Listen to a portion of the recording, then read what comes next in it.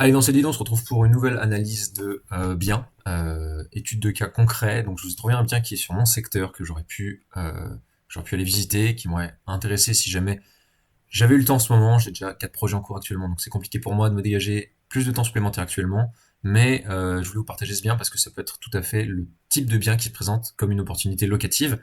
Et je vais vous détailler dans cette vidéo tout ce qui, à mon sens, fait que le bien est intéressant et mérite d'être regardé.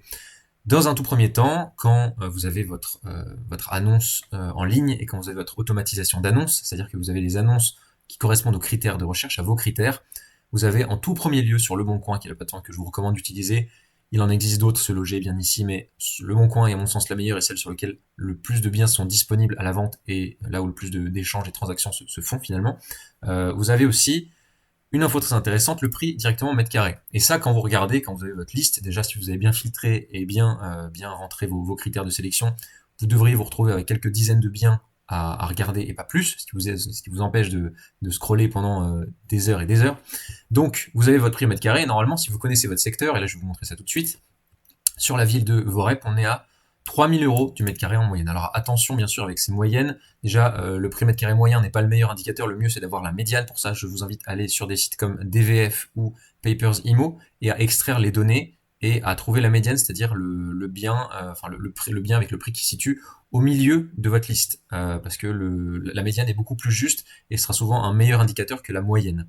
Donc avec ça, vous voyez qu'on a des écarts assez extrêmes, hein, 1563 à 4300, donc les biens qui se vendent très cher comme ça au mètre carré, ce sont des biens neufs, donc bien sûr, ça faut les exclure de votre tableau, de votre calcul de moyenne même. Et ceux qui sont très bas comme ça, c'est des biens qui sont vraiment dans leur jus, qui sont vraiment à rénover. Et c'est typiquement le genre de bien qu'on recherche. Et il y a un très bon indicateur aussi que j'aime bien utiliser, c'est que à partir du moment où vous avez un bien qui est un prix au mètre carré moitié inférieur au prix moyen du secteur, c'est déjà un bon indicateur. Donc là, on voit que 1563 qui est le prix plus bas, c'est la moitié de 3000 qui est le prix moyen. Donc si on trouve des biens à 1500 euros du mètre carré, c'est déjà une bonne chose.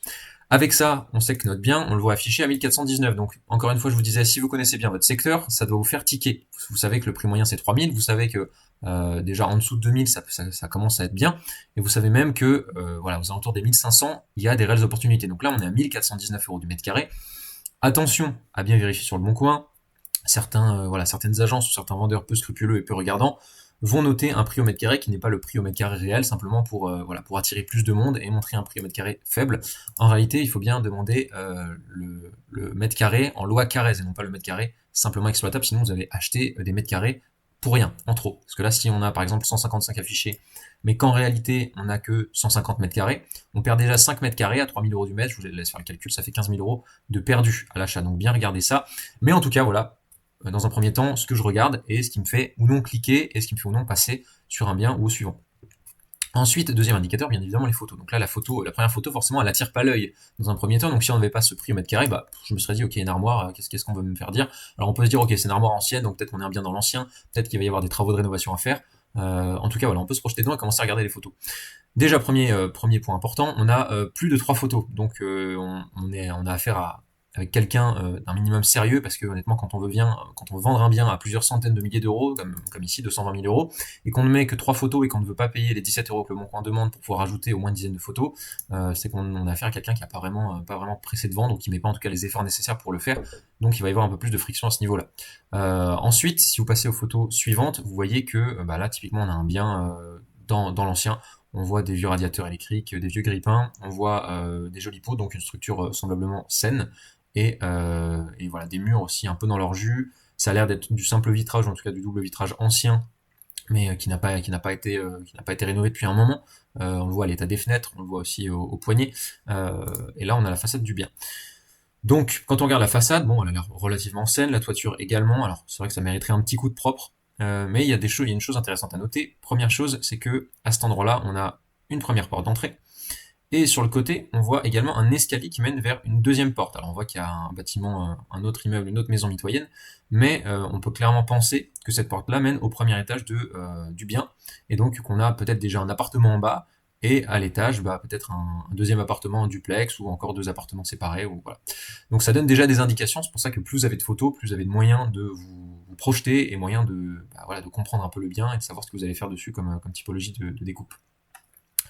Donc, poursuivons les photos, là on voit simplement l'arrière, mais en tout cas ça nous donne une autre indication. On voit ici le plafond qui est légèrement fissuré, lézardé. On a aussi le mur ici qui est en très très mauvais état, qui est presque mis à nu, peut-être qu'il y a un peu d'humidité dessus. Là on a une photo de la cave. Bon, bah, c'est toujours bien d'avoir une cave, bien sûr, ça paye pas mine comme ça, mais ça fait du rangement en plus.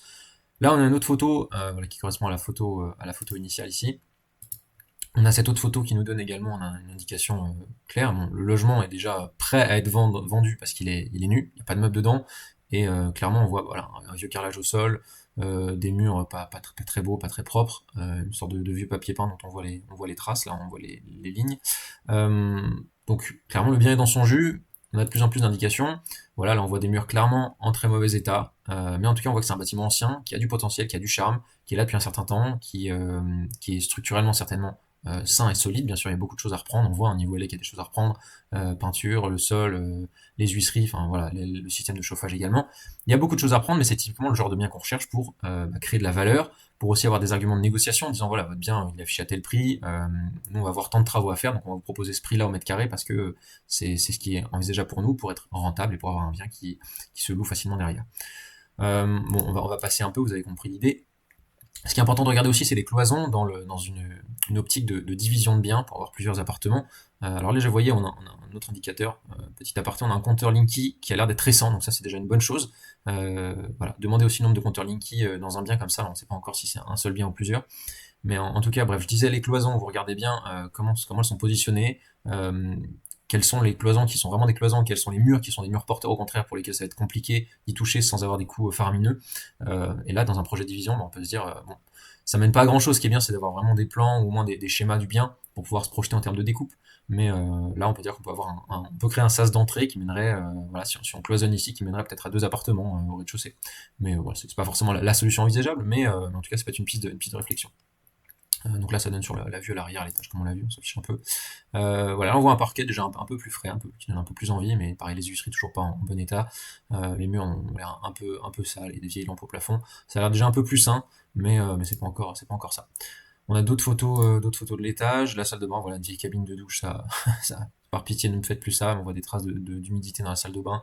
Euh, voilà, peut-être dû au manque d'aération, peut-être que la VMC tourne plus très bien, n'est plus mise en route correctement, peut-être que ça, il y a aussi des problèmes par rapport à la fenêtre. Voilà, les WC aussi glissés comme ça dans le mur, bon, la cabine de douche vraiment pas très sexy, qui donne pas beaucoup envie, le vieil évier, le vieux plan vasque comme ça, bon, le petit fenestron aussi ancien. Voilà, beaucoup d'indicateurs qui nous montrent que c'est un bien qui a du potentiel pour être rénové. Là, on a la cage d'escalier aussi. Bon, généralement, les communs, comme ça, on n'y touche pas, sauf si c'est à l'intérieur du bien. Par exemple, si c'est l'escalier du duplex, on va peut-être rendre l'escalier un peu plus propre en reposant, je sais pas, des fines lames de bois ou des choses un peu plus esthétiques par-dessus. Et voilà, globalement, on a fait un peu le tour. Hein, on a fait clairement un peu le tour. Ça, c'est la vue sur la rue. Et voilà, les poignées anciennes pour finir d'achever ce qu'on pensait du bien. Ensuite, on va passer à la description du bien dans lequel on va obtenir beaucoup d'informations cruciales et importantes qu'on n'aurait pas vues dans les photos, d'autant que la plupart du temps, on n'a pas accès à autant de photos. Donc, on voit déjà que le bien est en classe E, ce qui est assez étonnant vu l'état du bien. Moi, je serais plutôt attendu à du F ou G, bien sûr à vérifier dans les diagnostics et à demander au vendeur. On voit qu'on est sur une maison de voilà, 150 mètres carrés, bon ça c'est précisé, 4 chambres, 3 étages, plutôt bon état, bon, ça aurait pu dû mettre au moins état satisfaisant, voire moins. Donc, charmante maison de maître à rénover sur 3 niveaux, divisé en 2 appartements indépendants. Donc ça déjà c'est bien. Alors indépendant, à voir s'il y a un compteur pour chaque appartement. On a vu qu'il y en avait un au rez-de-chaussée, est-ce qu'il y en a un à l'étage. Ça c'est très important parce qu'il va falloir faire une demande de pose de compteur et les délais sont souvent assez longs, donc faut bien s'y prendre à l'avance. Euh, voilà, avec 4 chambres, hypercentre de Vorep. Bon, je connais bien le secteur, effectivement c'est plutôt bien placé, une avenue centrale de la ville. Euh, donc là, on voit qu'au rez-de-chaussée, on a un grand T2 de 55 mètres carrés, puis on va avoir voilà, c'est ça, on doit avoir un duplex de 100 mètres carrés avec cellier, espace vélo, tout ce qu'il faut, voilà. Donc là, on sait déjà qu'on a une base de 2 appartements. Voilà, quelques travaux de réhabilitation. Le toit a été rénové en 2015, donc il a une bonne dizaine d'années, mais ça reste sain pour une toiture et ça se voit sur les photos. Voilà, la maison est saine, inspire confiance, bon, ok, elle permet de se loger au rez-de-chaussée. La salle d'eau a été rénovée en 2010, le salon du rez-de-chaussée bénéficie d'une bonne isolation, ça c'est à revoir bien entendu. Voilà, bon, après on met tout ce qu'il faut. Pas de charge de copro évidemment, ça c'est un bon point. Effectivement, luminosité potentielle, à voir. Hein. Voilà, la maison a l'air d'être traversante, mais mais disons qu'elle a l'air d'être mitoyenne de l'autre côté, donc peut-être qu'il y a qu'une seule fenêtre qui donne réellement à l'étage sur l'autre côté de la maison, sinon elle est mitoyenne des deux côtés, donc pour la luminosité c'est pas non plus exceptionnel. Voilà. Donc là on a toutes les infos, et on peut se dire avec ça, est-ce qu'on peut pas avoir deux appartements, un appartement de 55 mètres carrés et un grand duplex de 100 mètres carrés. Alors à voir bien sûr si sur le secteur c'est recherché, est-ce qu'il serait pas judicieux à partir du duplex, et ça encore pour ça faut avoir les schémas, faut avoir les plans, est-ce qu'il serait pas judicieux de rediviser le duplex en deux appartements, un au premier étage et un au deuxième étage, pour avoir trois appartements et ainsi pouvoir augmenter le rendement et louer un peu plus cher. Avec tout ça, on va donc voir la synthèse financière pour voir à quel prix il faut acheter le bien pour que ça reste un bien rentable, et on va voir également à quel prix faire les travaux.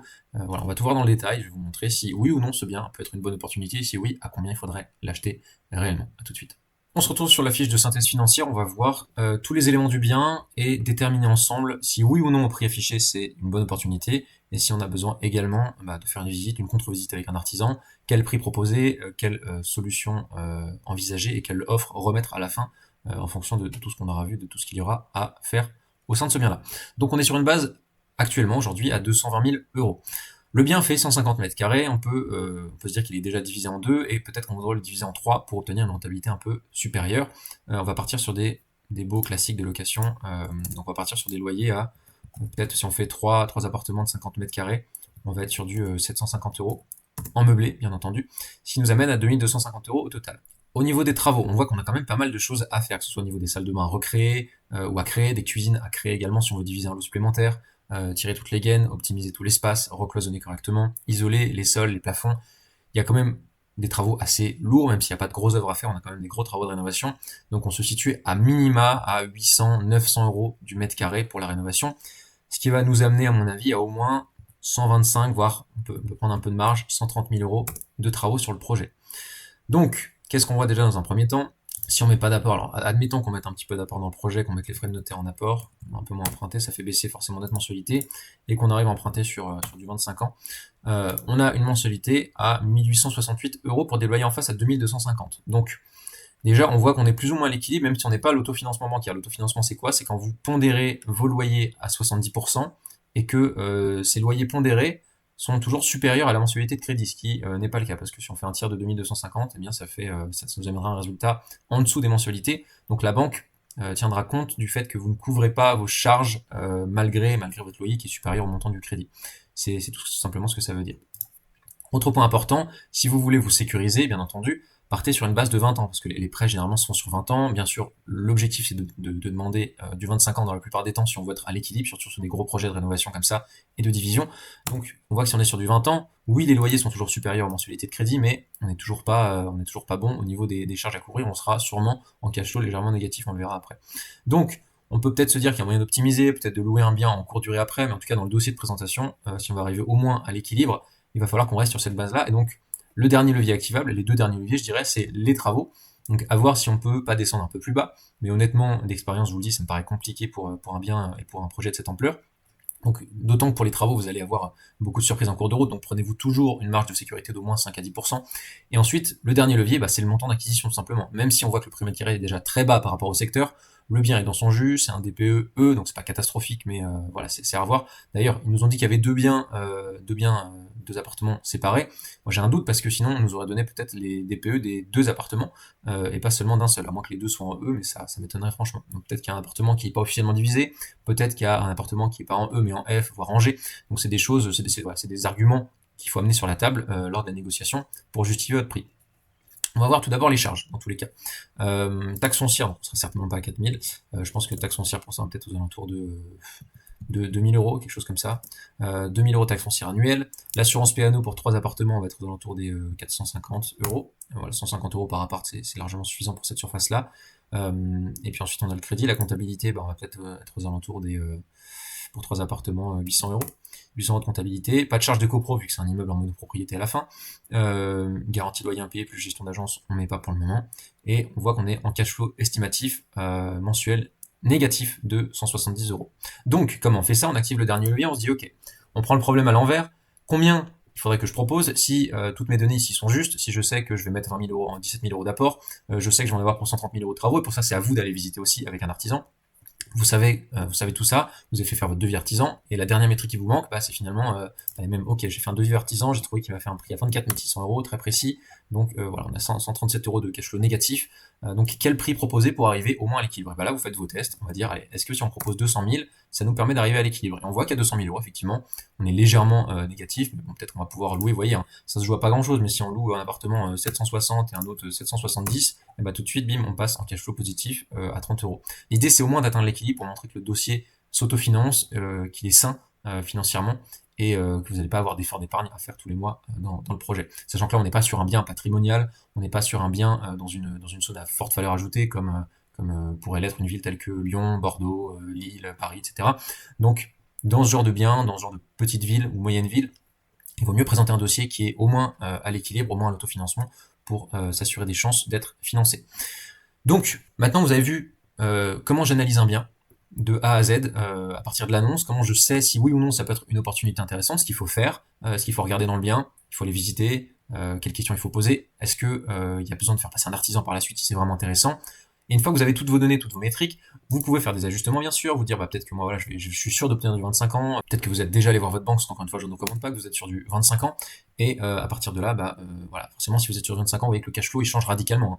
Tout dépend de votre stratégie, bien entendu. Sur 20 ans, vous enrichissez plus vite et de manière plus importante parce que vous allez rembourser beaucoup plus de capital tous les mois. Encore une fois, c'est pas le cash flow qui vous enrichit, hein. Mais voilà, si ça vous fait plaisir d'avoir 200-300 euros de cash flow tous les mois, si c'est un confort pour vous, écoutez, si c'est votre stratégie, visez du 25 ans.